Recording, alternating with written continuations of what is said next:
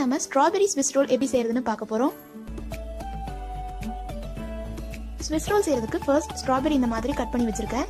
பேன்ல சேர்த்துட்டு sugar add பண்ணிக்கலாம்.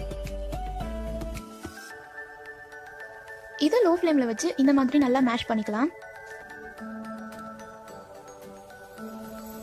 Strawberry jam இப்போ ரெடி ஆயிடுச்சு. இதை நம்ம தனியாக எடுத்து வச்சிடலாம்.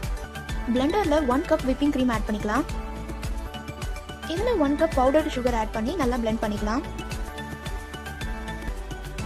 இப்போ கிரீம் கரெக்டான கன்சிஸ்டன்சிக்கு வந்துருச்சு. இதை தனியாக எடுத்து வச்சிடலாம். அதே பிளெண்டர்ல எக் ஒயிட் ஆட் பண்ணிக்கலாம்.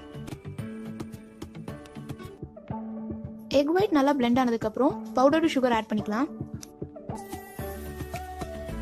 இதோட எக் யோக் சேர்த்து நல்லா பிளெண்ட் பண்ணிக்கலாம். மெல்டட் பட்டர் ஆட் பண்ணிக்கலாம். இப்போ இதுல 1 கப் மைதா ஆட் பண்ணிக்கலாம். பேக்கிங் பவுடர், பேக்கிங் சோடா,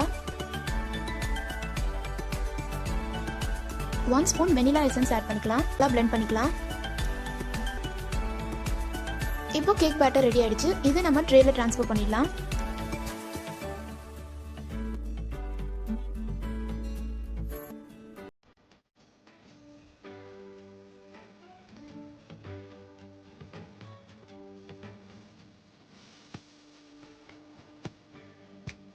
இப்போ கேக் ரெடி ஆயிடுச்சு. கேக் நல்லா ஆறுனதுக்கு அப்புறம் நம்ம ரெடி பண்ணி வச்சிருந்த ஸ்ட்ராபெரி ஜாம் இதில் ஸ்ப்ரெட் பண்ணிக்கலாம்.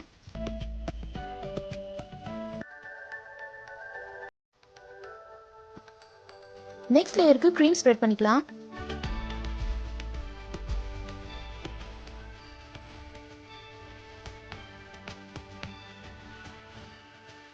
இப்போ கேக்கை இந்த மாதிரி ஜென்டலா ரோல் பண்ணிக்கலாம்.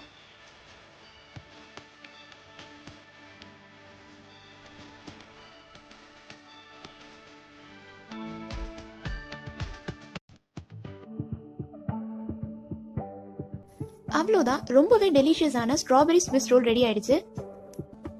இந்த எக்ஸ்க்ளூசிவ்லி டேஸ்டியான ஸ்ட்ராபெரி ஸ்விஸ் ரோலை நீங்களும் உங்க வீட்டில் ட்ரை பண்ணி பாருங்க. மேலும் இந்த மாதிரி இன்ட்ரெஸ்டிங்கான ரெசிபிஸோட மறுபடியும் உங்களை மீட் பண்றேன். This is Star Special. Don't forget to subscribe.